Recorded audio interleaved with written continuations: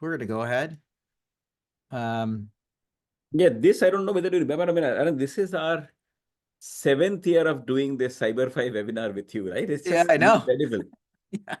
Yeah, so 7 let's kick it years. off. So much has happened, right? Yeah. Happy Wednesday, everybody. My name's Aaron. I'm the co-founder, the managing director here over at BWG Connect. We're a giant networking knowledge sharing group. Kicked it off 7.5 years ago, just out of that need just to connect with other people. I spend the majority of my time talking with brands. Would love to talk with anybody on the line today.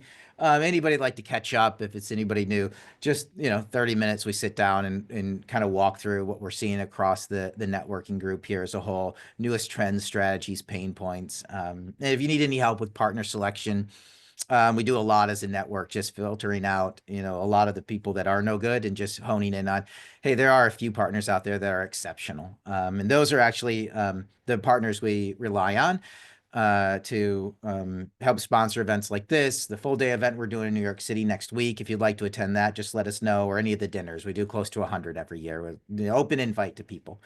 But I spend, like I said, the majority of my time talking to brands, and when the same pain points come up over and over again, or the same topics, we host a webinar like this, and this one is like that Cyber 5, the recap. So Udayan is a longtime friend. Like we were just chatting, is doing this for 7 years now since we kicked this off. Has a company, NetElixir, that's just been a great partner to a ton of brands in the network. They're sitting on the cutting edge of what's going on, early adopter of AI, performance analytics, all this stuff. It's so much fun. But Udayan, I'll kick it over to you. If you want to kick us off, an intro, Sure. background on yourself, NetElixir, that'd be awesome. And then we can kind of jump into the content. Sound good? Oh, wait, one more thing. Drop questions and comments into the chat and in the Q&A, and we'll get as many answered as we can throughout the webinar today. So Udayan, I'll kick it over to you. Awesome. Thank you again, Aaron. I mean, it feels amazing that 7 years we have been sort of doing this Cyber 5 webinar. It just so much has changed in 7 years. I mean, it's a different world altogether in online.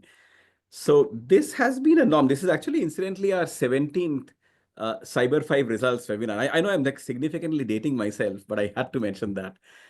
So what we are about to share is just a quick introduction for those of you who may not really know who NetElixir is, a little bit about as to what we do and so on. I'll share with you some results and trends for Cyber 5. Then some of the biggest e-commerce and marketing surprises. We are at that time of the year that I couldn't but essentially share some of the surprises we have experienced, I think, as the e-commerce marketers. And the last part is just pinpoint about 3 or 4 trends for you to really watch and leverage, because that's an important component in 2025. I mean, this year, Aaron, has been, quite crazy because our world of digital marketing as it relates to e-commerce or overall digital marketing has completely transformed. I mean, we have seen Google, the mega 800-pound gorilla, essentially struggle with some of these, all these anti-monopolistic rulings, etc., etc. And then there have been Gen AI. Perplexity did not exist a year and a half back, and now perplexity is everywhere. Temu didn't exist about 3 years back, and now Temu everywhere. So it's just a very interesting and a very different landscape. So I go back to 2017 when the first time when we did it together, Aaron, and wow, there was no Temu. I mean, there was no perplexity. I mean, most of it, I mean, even TikTok was barely there in the US. Was it even there? I don't even remember. So it's fascinating. No, I don't think till like 2020 did it really start to take off, right? I mean, there was all the tech that was there, the digital retail media networks weren't there. Right. And it's just all the new capabilities, right? Right. And just when we think we start to maybe get our arms wrapped around them, like you're talking like a Temu, a Shein, whoever it might be, TikTok is blowing up now. I mean, Yeah. Yeah. So it's oh, crazy. if it wasn't hard enough for digital marketers, I know it it's just keeps getting complex. harder. It's complex. So I think, I mean, let me sort of get to the trends at the end. And there are some prophecies I'll make. I know I've sort of made a lot of forecasts on this one, but hopefully you'll enjoy this. But let me start with a quick introduction. We really have been really going through a transformation phase ourselves as well. Started off as a search marketing agency, became more of a performance marketing agency. But over the last 2 years, we really have transformed into more of an AI-first digital agency. So we really use AI for 2 very simple things. One is we have really built a marketing operating system which uses OpenAI's API, and we have really built a security or privacy layer on top of this, and transported about 30% of all of the tasks that we do in campaign management, specifically in the search advertising side, onto being done by all of these AI tools that we really have built. So that really has led to a significant boost in our productivity. So we are able to do a lot more with less. The second area where we have really built our AI is our own AI marketing platform. It's more of a marketing experimentation platform for e-commerce called Elixir Insights. We set up the product innovation lab at our office in India in 2017. And we wanted to just solve one fundamental challenge which is there in the industry, where a small percentage of online shoppers drive a big chunk of revenue. And we wanted to see if we can use a combination of predictive analytics and machine learning. So when I talk about AI, I'm talking about machine learning to predictably identify who's likely to be a high value shopper. And that, I think, was a big win for us when we finally were able to do it. And then sort of COVID struck.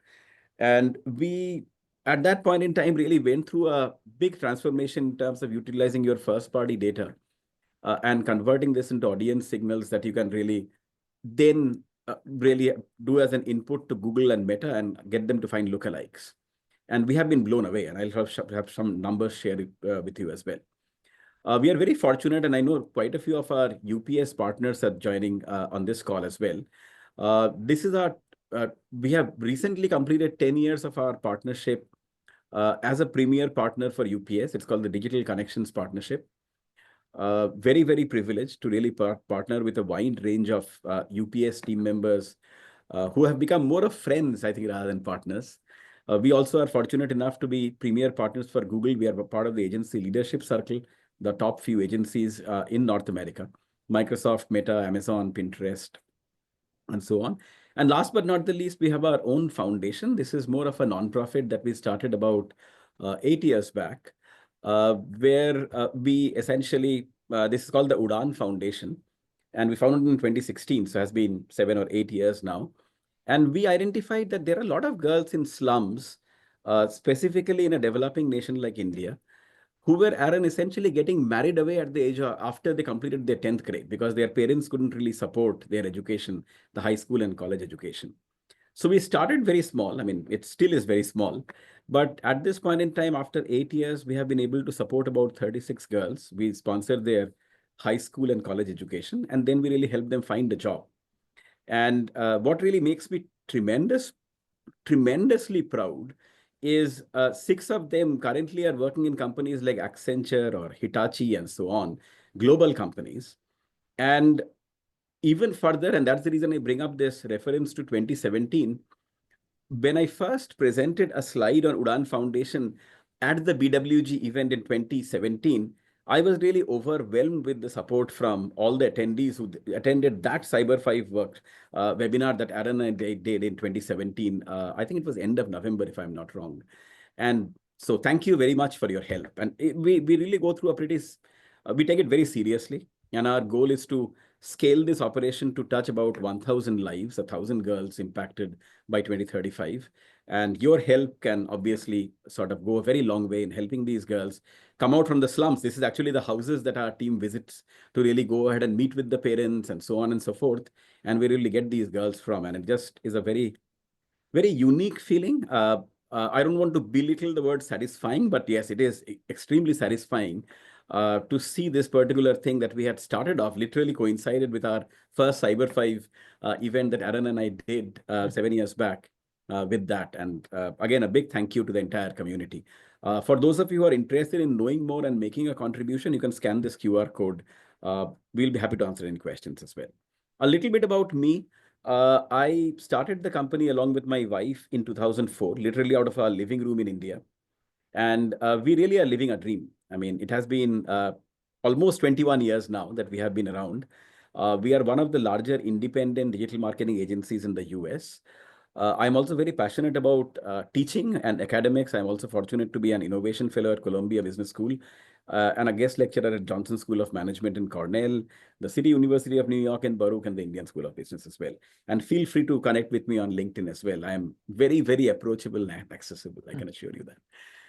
So with that, let me dive right into the Cyber 5 results and trends. Now, I'll explain to you first as to what is the basis of this presentation. I mean, this is a real-time tracking which we do for NetElixir's clients. And effectively, this time we have extended it, Aaron. So it's not essentially Cyber 5. We have really evolved it to what we call the Cyber 12, because many of the Black Friday promotions this year actually started on the 20th and the 21st of November instead of just before Thanksgiving. And we have covered about 300 million website sessions this time. It's very highly segmented. Since we are tracking this data real time, we are able to track at the device level, channel level, and we have focused on about 8 verticals. And we also have used, as I mentioned already about Elixir Insights, our AI marketing platform. That really has helped us to gain an insight into the behavioral shifts also of these customers as well. And obviously very proud to present our 17th Cyber 5 results to all of you. So let me directly dive in. So when you talk about Cyber 5, Aaron, we saw an 8.2% year-on-year e-commerce revenue growth. This is essentially our database, effectively what we're getting in. Diving a little deeper and breaking it down into different regions specifically.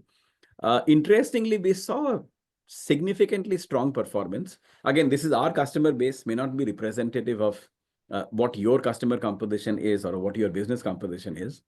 Our customers in the Northeast experienced almost a 10% year-on-year growth. I mean, we saw a big push there, and followed by South. South actually has been the dominant growth driver essentially pretty much since COVID.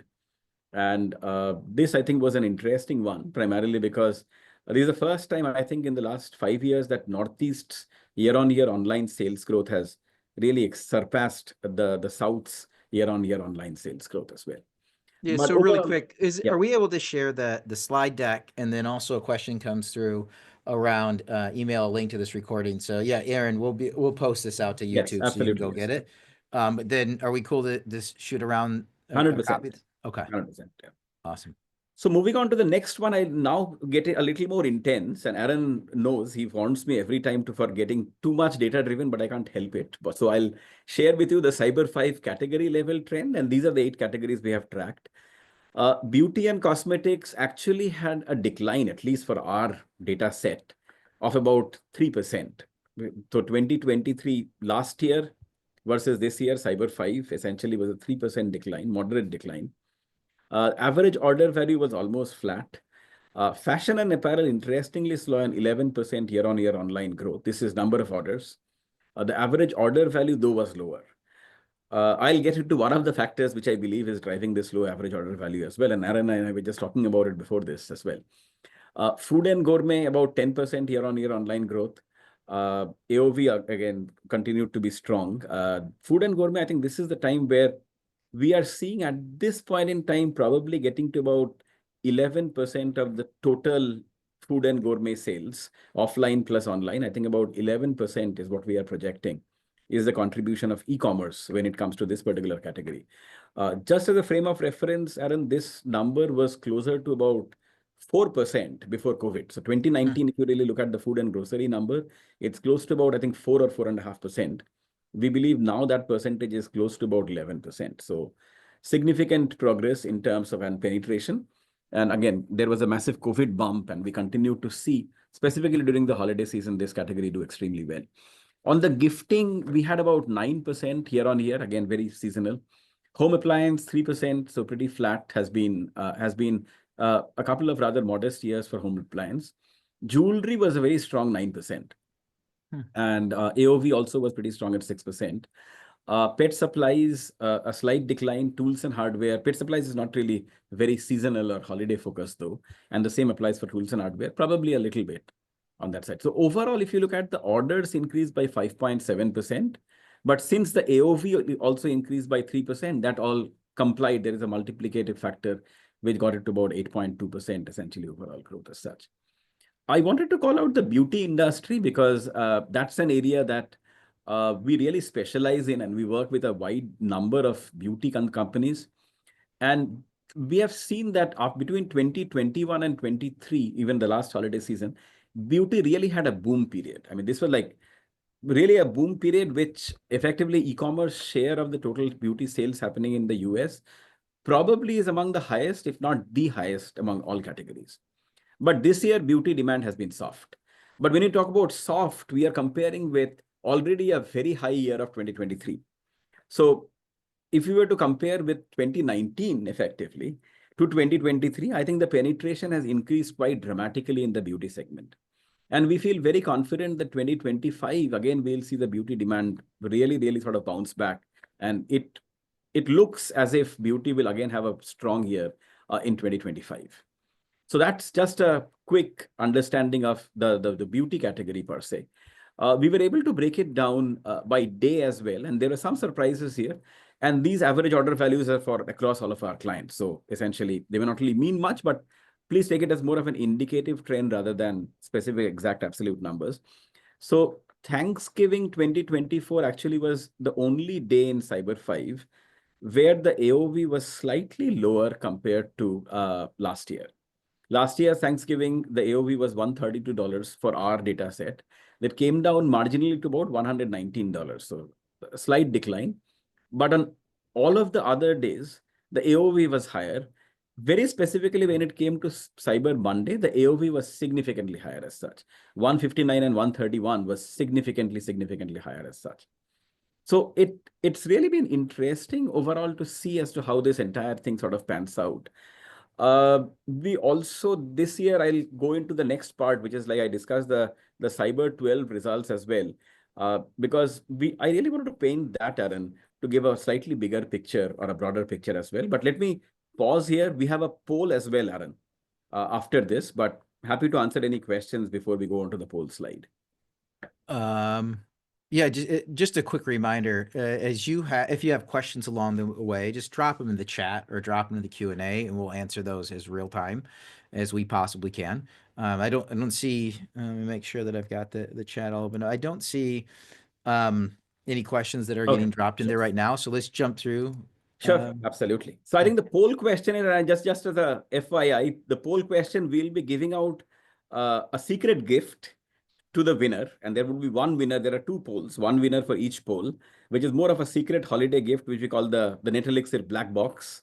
So you'll essentially get this effectively shipped by our event manager, Emily Nelson. She'll be directly sort of shipping it to your mailing address. So the question is, what was the year-on-year increase in online sales during Cyber 12? I talked about Cyber 5, the online increase was 8.2%. Now, when I extend it to Cyber 12, which is 11/21 to 12/2, what do you think was the overall increase in online sales? And you can sort of feel free to add it to the Q&A box or the chat and so on. And I would probably sort of request Aaron's help to really see as to who is able to answer this question first. All right. Kevin just dropped in C. Chas just dropped in D. Jocelyn dropped in A. Terry dropped in C. A bunch of people are dropping in. So we got every answer now. A, B, C, D. Awesome. So let me sort of move on in that case. Yeah. So the answer actually is 9% year-on-year e-commerce revenue growth. It's like 9.1% to be precise. So anyone who sort of gave between 9 and 10% is the right answer in this case. As such. So this was interesting. So is that what letter was that? That was, I think, C. Oh, Kevin wins. Kevin wins. Awesome. So in this case, it was interesting because the promotions, the Black Friday promotions started around the 21st of November. And they sort of continued. So Cyber 5, actually, when we talk about it, it was an 8.2%. But if you really look at the e-commerce revenue of Cyber 12, it was actually higher than Cyber 5. Right. So which was interesting. And I'll sort of just get down into more specific details by day as well. So this is essentially by day, orders by day. Interestingly, and I mean, for those of you who may be questioning whether the extended promotional period, the Cyber 12, has any merit, data shows it may have some merit because 47% plus of Cyber 12 orders were actually placed by end of the day Thanksgiving, which was up from 44% last year, right? So before even Black Friday started, 47% of all orders which were placed during this Cyber 12 were essentially had been placed. And that number was 44% last year. So there was a 3% increment that we were able to at least detect in our overall data set. let me move on to my next question, right? So the next question again, Wait, the second before point. you, yeah. Sorry. Yes, please go ahead. So, Liz, oh, well, people are going to answer it. Go ahead. Already answering it. Okay. So which segment experienced the maximum increase in online sales? Was it small businesses? And the way that we are classifying small businesses or e-commerce business less than $10 million, mid-size 10 to 100, and larger businesses 100 million e-commerce revenue annually plus. And I think ABC, you may have already received the answers, Aaron. I probably will sort of seek your help. And the challenge is there is like both the Q&A box as well as this. So I know. keep a track. I'm looking at them both. So why don't you announce as to who's the who are the A's in this, and who are the B's in this, and who are the C's? Yeah. Let's go here. Or who's the first A? What first A is Margot. Mark. And who's the first B? Who is the first B? I've got to go down here. I'm checking both. Caitlin. Okay, so Caitlin, you actually win. Yeah. So mid-sized business actually grew by a little over 10% during Cyber 12. Now, I must say a bit of a disclaimer out here. So we saw massive difference between winners and losers, Aaron. I've never really had any holiday season where I've seen such a disparity. So even within the mid-sized businesses where we are classifying 100 mil to about 10 to 100 mil, we saw some companies who had minus 15%, and we had other companies which had plus 23%. So when I talk about the 10% plus, this is an aggregate for the entire part as well. But let me go through some of the specific trends and some of the shifts in the buyer behavior, because this may be interesting for some of you. Because this may have the long-term ramifications as well. Like Black Friday promotions shift buyer behavior. I mean, this is a big statement I am making, but based on this, the early start to promotions may have cannibalized some of the Black Friday, Cyber Monday sales. Yet the 12-day period leading up to Cyber Monday saw a 9% year-on-year boost. So you can't really complain. We suspect some promo fatigue may have crept in by Black Friday. So Black Friday was a little slower compared to what we had expected or would have liked. And Cyber Monday also was a little slower than what we would have expected it. So again, the point that I really wanted to make here is the extended promo period strategy. Understandably is a drain on the margins. So, I mean, the businesses have to really understand as to how did it really impact the margins? What is the impact on shipping? I, for myself, have really placed a couple of orders which went back on the 22nd of November, Aaron. I have still not really received the stuff, right? So I think the impact on shipping also has to be carefully sort of monitored. And last but not the least, what is the long-term impact on shopper behavior? When I talk about this, will people start expecting from next year that the promotions will always start? Goes without, I mean, that sort of remains to be seen as to how this entire thing pans out. As I also mentioned, that it seemed to be a bit of a tale of three segments. So the small businesses actually had a pretty slow Cyber 5 or Cyber 12. The overall aggregated businesses declined by 3% year on year. So we feel that just in all of this AI rush where large companies are spending ton of money, and I would again call out my favorites on this podcast, like Temu and the Sheins. I think there is very clearly a measurable negative impact on the small businesses.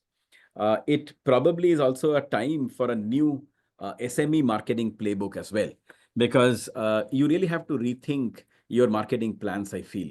I mean, even in last year's webinar, I said that this particular segment had degrown or sort of had shown a negative growth year on year. And this year we are seeing the same thing. So it would be, I think, 2 consecutive years when the SME segment actually has shown negative growth.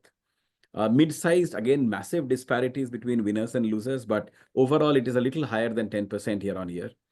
And the larger businesses was about 6%. So this was interesting because they are already playing off a large base. And 6% growth, again, we saw some of the common trends like the mid-sized. And one of the observing things that we observed was companies which invested through the year in building their brand essentially had a better Cyber 12 compared to others, which really were extremely bottom of the funnel focused. So think of it this way, that as a marketer, when you are thinking of the marketing strategy, it has to be really look at it from a slightly longer perspective. Because if you are focusing only at the bottom of the funnel, there are two impacts which are happening. One is the retail media networks of the marketplaces. A lot of sales is shifting there. The second part is there is heavy discounting going on in this time. So even if you are gaining the sales, it is at a pretty high cost as well, which really impacts your margin. The only way for you to really preserve your margin, and there were some companies which did it extremely well. Example, Lululemon did it extremely well. It was a 6% of, and they really kept on investing on the brand. Alo Yoga was also very similar. They had some Black Friday promotion, but again, very similar, sort of strong brand building efforts, etc., etc. So that's something which we very clearly observed, that brand building paid off during this time. Amazon is eating everyone's lunch, breakfast, and dinner. How is Amazon still not a monopoly? I don't know. Honestly speaking, I mean, when we started, just I have a later slide, Aaron. When we started this, I remember I think 2018 or even 2019. I'll show you Amazon's share, and you'll be shocked that typically the marketplace e-commerce sales accounted for, I think, about 32% of the US e-commerce. We believe this year it has crossed 50%. Now, that's how big of a shift has happened in the last, 5 years, 2019 to 2024. And the last part is we are also seeing very clearly spiraling ad costs, which are really having a negative impact on the profitability as such. Like Google paid ads, we saw impressions grow by about 19% year on year. And a big driver for those of you who are doing Google ads was a new AI module called Performance Max. Now, Performance Max, Google essentially says that we are connecting multiple Google properties. So we are connecting the YouTube, we are connecting Gmail, we are connecting Discover ads, and so on and so forth. So your entire pool or your entire total addressable market, or the customer base or target customer base, really expands dramatically. So that's the reason I think the impressions grew. But at the same time, if you don't have the right tool, your CPCs go up as well. And this is the proof as well on this thing, is that we saw a 16% increase in year on year in the cost per click as well. So while the opportunity has expanded, but the cost per click keeps going up. I'll share with you an interesting, more of an anecdotal evidence in this case, specifically in the women's apparel category. A non-brand or a non-trademark click on Google, which in 2022 Cyber 5 cost $1, now costs about $2.22. So when you talk about the inflation, we are talking about mega inflation, which happened between 22 and 23. And further inflation happened essentially 23 to 24 as well. So I think that's something which you have to be cognizant of when you are really calculating this entire thing. Amazon ads, we saw revenue soar by about 27% for our customer base, the customers who are selling in Amazon. But the CPCs again went up by about 25%. So again, the question is, I mean, what is that sustainable part? Because you're already probably giving about 20% of your margins to Amazon. On top of that, how long can you keep on bearing this 25% CPC inflation year on year? So those are some of the things which I think is a lot of business decision required at this point in time. But it was very stark, very specifically during this Cyber 12. No, I think this is really important, is we're in a time right now where we're setting budgets for next year, or they're about to be finalized. Yeah. And this idea that the same amount of spend is going to take you just as far, it is not. Yeah. It's not. Yeah. And how do you allocate the spend? I actually will wanted to share something complimentary with all of the folks who have joined today. But let me just complete the observations and comments. This is again from Cyber 12. So marketplace sales, as I mentioned, continues to gain momentum.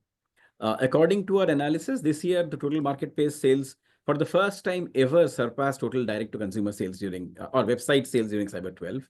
For context, the website sales, as I mentioned, made up 68% of total Cyber 5 e-commerce sales in 2019. So 68% now has diminished to less than 50% for the first time. That's an 18% share shift in a multi-trillion-dollar market, right? So we're talking about a massive shift which is happening as we talk about it. If this trend persists, website sales could represent just 30% of total holiday e-commerce sales by 2030. So you really have to be cognizant about that. It's extremely, extremely important for you to be cognizant of that. Investments in brand building, I already have talked about it.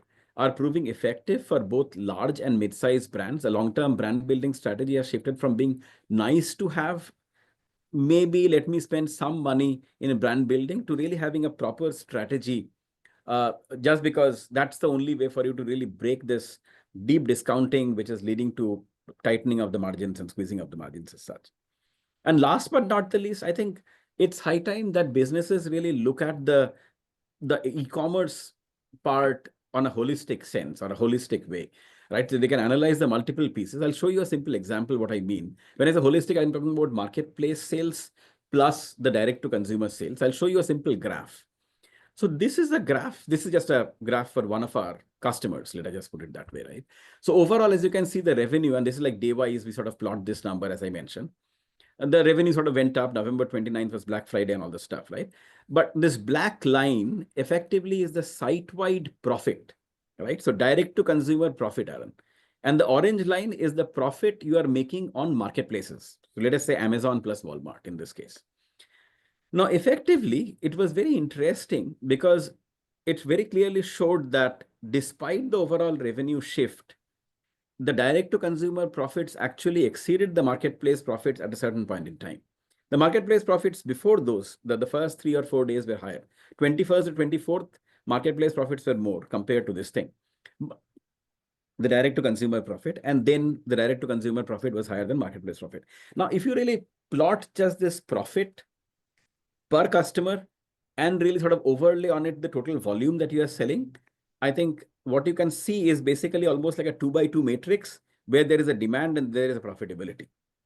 I would request, my humble request to anyone who is selling online and you are selling on, let us say, Amazon and your website, please do this analysis today before you set any budget, because it's extremely important for you to understand as to where do you spend money, what is your strategy, what are the products that you should be selling on marketplaces versus what are the ones that you are really promoting on this thing. What is going to be your gateway product to get people onto your website? And what are going to be the gateway products on, let us say, Amazon or Walmart, and so on. So it is a very strategic decision. I think that's what I really wanted to call out very specifically in this case, right? How does this chart look for your business? And I'm happy to share with you, I mean, one chart at the end of it as well. But the good news is only 50% of holiday shopping has happened so far, right? So 50%, and I'm talking about till about the second, till Cyber Monday. So 50% of holiday shopping will happen between the 3rd of December till, let us say, 23rd of December, right? So there is still time for you to really sort of make up for the lost ground if you have not really had a strong Cyber 12. And there are many companies who have not really had a Cyber 12. I'm telling you right now, right? So that's where I think that's the part as well. And this is the part, Aaron, you're talking about the budget and the marketing decision. But Yeah, before I really, go in, it's a dense one. Any really, questions, please? yeah, really quick. Just a question that popped Yeah. in. Just a reminder, if you have Yeah. questions, drop them in the chat or the Q&A, and we'll get to them. It says, besides Amazon and Walmart, what are the next 3 marketplaces to look out for that you're seeing? Depends on the category as such. Like, for example, grocery, I would highly recommend Kroger. Very strong. And essentially it depends. I mean, consumer electronics, Best Buy is very strong, the retail media network. Overall, Macy's has been on and off, depending, I think, as well.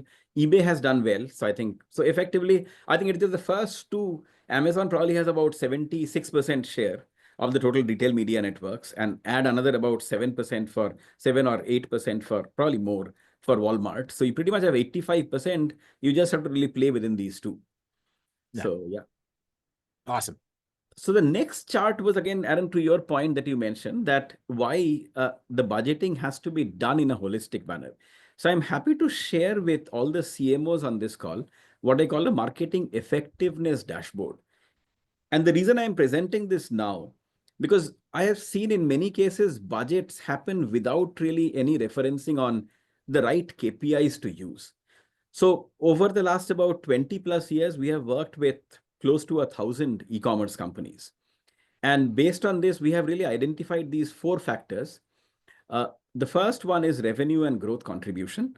The second is customer acquisition efficiency. The third one is customer retention and loyalty. And the last is ROI and budget efficiency. And these are some of the KPIs that you're going to use, right? So you would think this is something that you probably do. But I mean, if you are interested in getting this template sent to you, directly email me. I'm happy to really email this template to you. Of specific interest in this one, Aaron, are two very specific KPIs. The first one is contribution margin by customer. Very few companies really do it right, if they do it at all. But that is something that we are seeing becomes more and more important when you are really coming up with a holistic strategy that decides how much should you invest on marketplaces versus how much should you be really investing on the direct to consumer website. The second one, which I talked about, is again, we have to talk about the customer, the customer acquisition efficiency. So this where I think understanding what is the true CAC or the customer acquisition cost becomes very important. And when you blend both of these, what does it really look like? Which is like marketplace plus total. So that's where I think that customer acquisition cost, when you really break it down, marketplace and total, and they really overlay on that the contribution margin by customer, you get a very interesting statistic. You would be able to see a very clear pattern or a trend that at some point in time, the customer acquisition cost makes it prohibitive for you to advertise on marketplaces. But we have still seen most of the companies never stop. They keep on advertising without having really too much cognizance and focus on how can we really sort of balance out the volume as well as the margin. So, I mean, if you are interested, I'm happy to sort of share the template that we have sort of come up with. Just email me. So with that, let me move on to the second part. This is, I think, a part on the biggest e-commerce and marketing surprises of 2024. And the first one I really wanted to call out, many of you may have already guessed it by now. We have talked it so much. Temu's quiet and determined market share capture in the US. The reason when I talk about quiet and determined markets, this is, by the way, from SimilarWeb. So source is SimilarWeb. Look at Temu's overall website traffic in October 2023. And look at the website traffic in October 2024, right? Do you see almost doubling of the e-commerce traffic, or I'm sorry, website traffic for Temu? And that's what I am talking about. And last year, everyone was talking about Temu. This year, there was not as much of a talk about Temu, other than for just one thing, which I'll sort of share shortly. Based on our calculation, Temu is likely to capture 3% of the US e-commerce market by the end of the year. Let me repeat that. It's a pretty strong and a bold statement. Based on our analysis, Temu is likely to capture 3% of a massive, ginormous US e-commerce market by the end of the year. In the discount store segment as such, or discount stores segment, they had 17% market share in Q1 of this year. We believe that number is likely to cross 22% by the end of this year. Only the discount store, essentially, category and so on. And one of the things which I really wanted to point out, which I believe is a very interesting strategic move, is what Wall Street Journal reported about a month back, that Temu strategy seems to be now winning over the people who are advertising or selling on Amazon. So effectively, this is the classic situation where we call it typically the market penetration strategy. They used pricing, insanely low prices to really get penetration, had a distribution. Temu for a long time was the #1 downloaded app on Apple Store. And effectively, once they got the penetration, if you really look at the category-wise determination, the step 2 in the strategy was going ahead and deciding what categories will be significantly underpriced and what categories do they start to increase the prices on. Very methodical, very strategic. So at this point in time, 30% of the categories, the products that they are selling probably costs a lot higher compared to the same time last year. But what you see and what gets talked about is the 70% where they have preserved the low cost. Parallelly, they are now trying to build a marketplace of really getting the people who really sell and building their own marketplaces as well. And that's, I think, probably one of the big reasons why Amazon recently, less than a month back, launched Amazon Hall, because, I mean, this was something that Temu was just sort of running away with this particular market completely. So some of these are very observation, a lot of strategy which is playing out. And it's extremely important for you as a business to be cognizant and be prepared of this. Because whether you like it or not, it is sort of impacting your business. I mean, it is impacting your business. And you may not sort of realize it as much probably now, but you would sort of realize it enormously more in a span of a year or probably less than a year. The second one is the third-party cookie didn't really crumble. That was definitely a surprise because Chrome and Google had all of us sort of guessing about it since 2020. I think 2020 Feb is when they sort of announced that they'll be deprecating the third-party cookie, etc. It never happened, right? So what happened out here, right? I mean, no conspiracy theories, but I think it really happened very close to some of the DOJ rulings as well, which sort of came out as well. Probably, I think Google figured out that, they at this point in time, it is too much of a risk to do away with the third-party cookies, right? Probably, I don't know, right? So, but what it did was, in these 4 years is a long time. Lot of advanced marketers really jumped onto this first-party marketing bandwagon. And we are seeing these marketers perform exceedingly well and leave behind those who are still slow to have a first-party data strategy in place. So if there was one recommendation I would have for all marketers is, please have your first-party data strategy right now, right? Because already there are others that we have seen this holiday season, they have gained a significant advantage over those who have not really had thought about it. The third and the final one, I think the final one, probably as a surprise which came in, effectively is the AI chatbot shopping assistant, right? So we had first Rufus, which was launched, I believe, in Feb or March. And then there was Meta Llama. It was not really an AI assistant, but recently Perplexity last month came up with their AI-powered shopping assistant. And understandably, Google on October 15th came up with those things as well. So very clearly, I think the next frontier of customer experience or customer engagement is really going to be fought based on AI assistants, or what I call the hyper-personalized shopping pretty much is here at this point in time. So these are, I think, the three. And the fourth one is just something through a process of testing we really found out. Many of our customers were struggling to really make any money profitably out of Performance Max. Performance Max is the AI module that was launched by Google in May of 2022. We built a rapid experimentation module, which we integrated within our technology called Elixir Insights. And we were able to, very interestingly, from a much wider pool, which Performance Max provided us, almost like predictably find and win new high-value shoppers. And they added about 8 to 10% more revenue for our customers for the same Google ad spend. It's almost like saying that if you are fishing in a much wider pond, which PMax provides you a wider pond, combining machine learning and predictive analytics, our technology was able to identify where exactly should you be really fishing. And this is the technology I'm talking about is Elixir Insights. I'm happy to really discuss demo. We are offering some free pilot trials at this point in time. So me or our product marketing manager, Michelle, we are happy to do any demos for anyone who is interested. But this is going to be a very clear trend in the future. AI-powered experimentation is no longer a good to have option for businesses. It's a must to have option for very specifically this AI-powered, almost like a black box Google and Meta advertising landscape, if you are to really sort of profitably scale your campaign, because as you have seen, the CPCs are going through the roof. Let me move on to the last part of this presentation. Really quick though, just the couple. Yeah. What is that? What does that demo look like? Is kind of what, like, how involved is it? What's the time involved, and what's the output? Is probably 15 minutes, Aaron, where we show as to how exactly are we fishing in this white pond which Performance Max has offered us, or Advantage Plus has offered us, right? It's almost like a run through, maybe max 15 minutes, as to how we are using your first party data and how algorithms are segmenting it and identifying those high value shoppers from your real-time data. How are they converting them into Google and Meta advertising signals and finding lookalikes through Google and Meta? So that's, 10 to 15 minute stops. Yeah. Okay. Awesome. Thank you. Yeah. I'll drop that link in the. Sure. Yeah.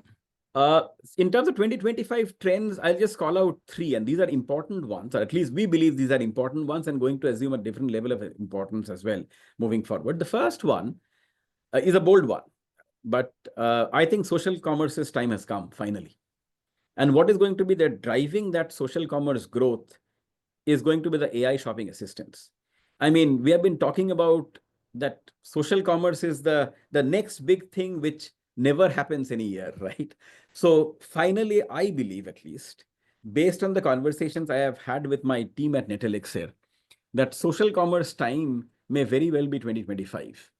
And a big chunk and a big driver would be the AI shopping assistants that personalize the shopping experience within the social media platform. So Meta will have their AI shopping assistant, which will really customize this entire conversation, and you'll sort of be directly engaged into social commerce right there.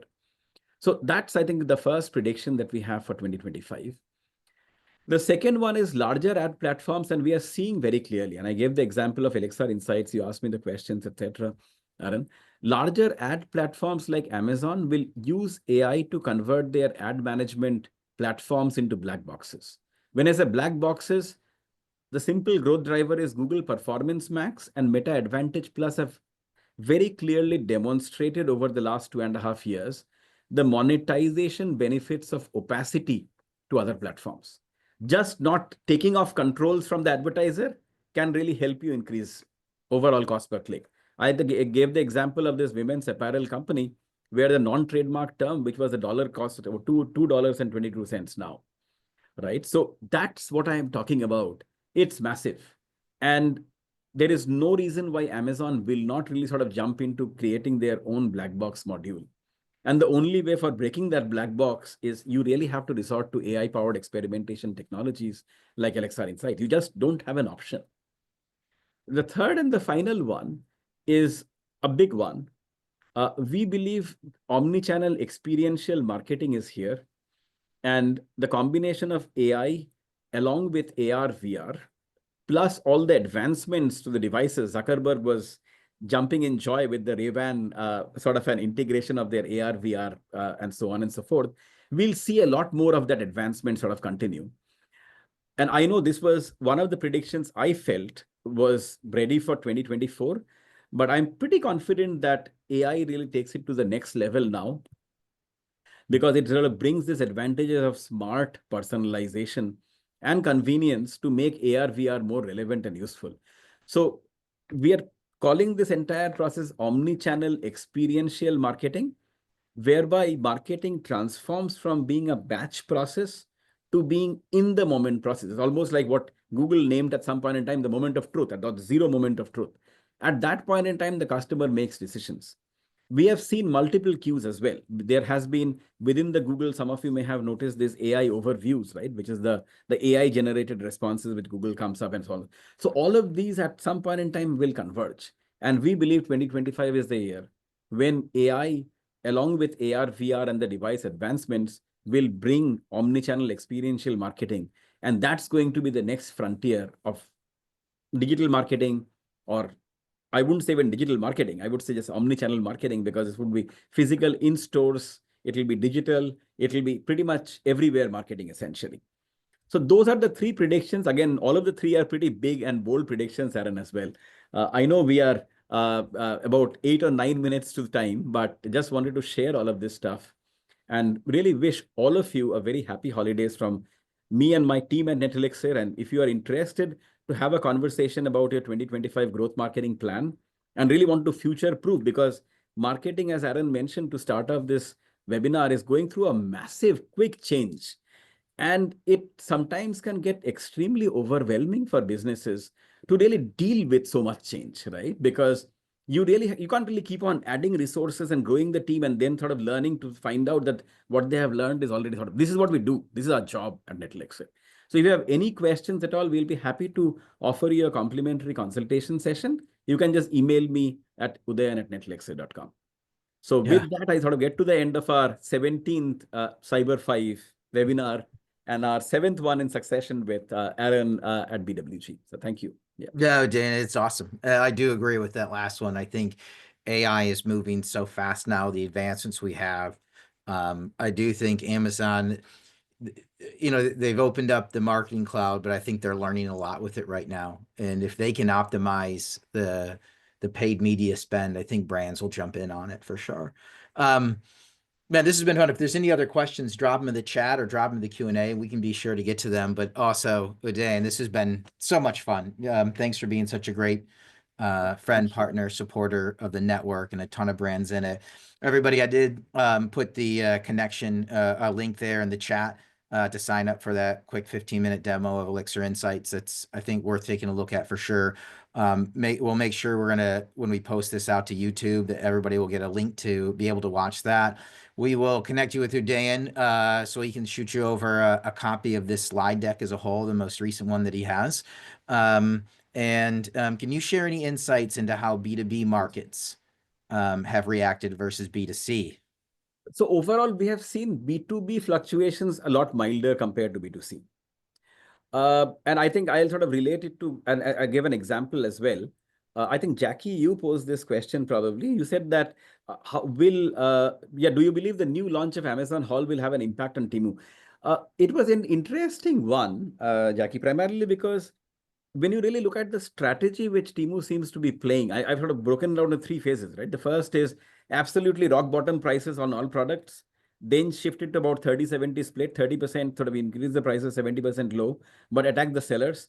So what Temu is doing is a classic playbook where it is trying to open Amazon up, right? So if you really compete against a giant, let us say, or in this case, probably an 8,000 pound giant, effectively, you can't directly sort of take it head on, right? You really have to maybe sort of poke a needle here and poke it there and so on and so forth. And I think that's what Temu has been very successful in doing. We have not had such instances on B2B. So again, sort of that's where I sort of connect both the B2B and B2C. In terms of the impact, Amazon All Hall, I think is something which I am seeing probably the second time. The first time Amazon was not very successful.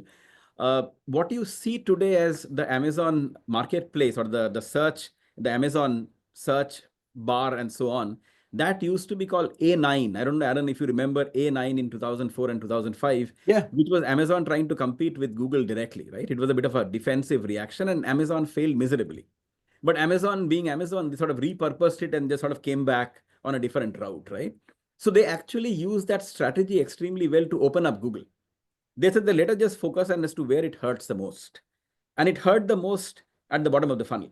And Amazon said that, why don't we really build our own platform or the walled garden and really build a search engine to really get people to take the money away, right? Because the product searches, slowly they had 20%, then 50%. Now it is close to about 73% of all the product searches happen on Amazon. Temu is doing the same thing in a different way. They started with a price, got wide adoption, right? When you are into 172 million phones within the US, you really have mass adoption within the US. And that's the fact. 172 million was till about last month was the number of Temu apps downloaded, effectively Android plus iPhone. Now you already have that. Now you're attacking the sellers. You sort of open it up, right? This is really forcing Amazon to come up with the first in a very long time, a defensive strategy. The defensive strategy for Amazon's perspective is Amazon Hall. They're trying to block it primarily because, as I mentioned, Temu now accounts for 22% of the entire discount store market effectively. That was 17% in Q1. So this is just sort of running away with that market. And Amazon cannot really afford to do that. So from that perspective, I think B2C will see a tremendous amount of change and all of this market dynamics in the next 12 to 24 months. And it is much more susceptible. B2B still has much lesser, let us say, fluctuations that we are seeing at this point in time, Christian. But I think overall, what I believe is, do not discount the possibility of someone like Temu who competes with Granger, which is pretty much the big giant in the B2B space, specifically in certain categories. And so this is typically a B2B marketplace. Granger is huge, right? There is always an opportunity for the Temu model in a smarter way to be implemented by a company in the B2B marketplace as well. Because one, Temu has shown the way.